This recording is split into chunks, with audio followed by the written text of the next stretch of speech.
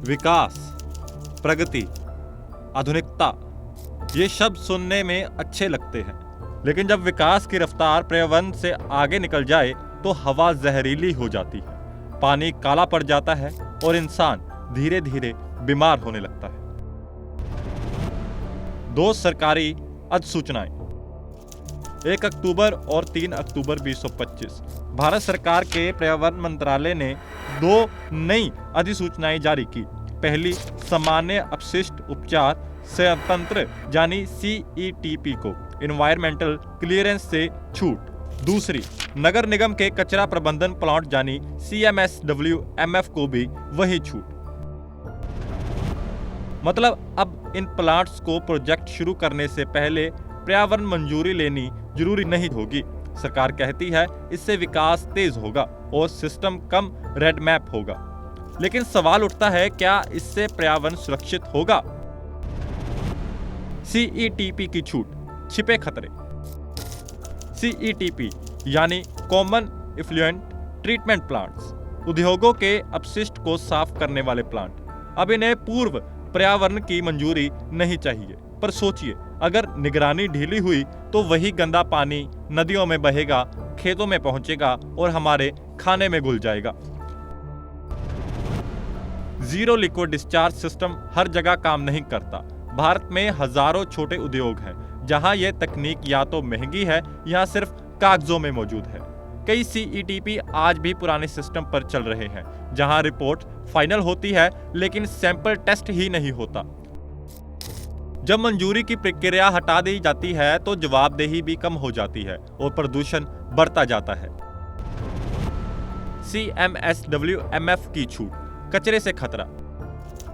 CMSWMF यानी common municipal solid waste management facility, जहां रोज शहर का कचरा जाता है। सरकार ने कहा यह पर्यावरण के लिए इसेंशियल सर्विस है, इसलिए इन्हें मंजूरी से छूट मिलनी चाहिए।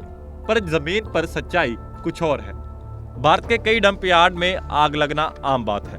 कचरे से निकलने वाली जहरीली गैसें दिल्ली मुंबई की हवा को और खराब कर रही हैं। अब जब EC मंजूरी की प्रक्रिया ही नहीं होगी तो कौन देखेगा कि ये प्लांट्स कैसे चल रहे हैं? कहने को तो ये कचरे से संपत्ति बनाते हैं, पर सच्चाई ये है कि ये हवा में जहर घोल रहे हैं। कानून और निगरानी का संकट। सरकार कहती है कि राज्य प्रदूषण बोर्ड यानी कि SPCBS निगरानी करेंगे, पर क्या इनके पास पर्याप्त कर्मचारी, लैब या संसाधन हैं? देश के कई राज्य बोर्डों में स्टाफ की कमी है, हजारों केस पेंडिंग है। अब वही बोर्ड इन बड़े प्रोजेक्ट्स की निगरानी करेंगे बिना किसी केंद्रीय जांच के, बिना किसी पर्यावरणीय रिपोर्ट के। इसका मतलब साफ है, प्रदूषण की असली कहानी अब और गहराई में छिप जाएगी। जनता और पर्यावरण पर असर। इन नीतियों का असर सबसे पहले गरीब जनता पर पड़ता है। गांव के कुएं जहरीले हो रहे हैं, खेतों की मिट्टी बंजर हो रही है। जहां कभी गंगा में मछलियां थी, अब वहां सिर्फ झाग है। जब कानूनों में ढील दी जाती है तो प्रकृति अपनी कीमत जरूर वसूलती है। दुनिया की निगाह में भारत ने 2070 तक नोट जीरो उत्सर्जन का लक्ष्य रखा है, लेकिन ये छूटे क्या इस लक्ष्य को कमजोर नहीं करेंगी? यहाँ दुनिया ग्रीन स्टैंडर्ड सख्त कर रही है, वहां भारत अपने मानक ढीले कर रहा है। ईज ऑफ डूइंग बिजनेस अच्छी बात है, लेकिन अगर हवा और पानी जहरीले हो जाएं तो कौन करेगा बिजनेस? चेतावनी, ये छूटें शायद विकास की रफ्तार बढ़ाएंगी, पर अगर इस रफ्तार में हमारी सांसें ही रुक जाएं तो इसका क्या मतलब रह जाएगा?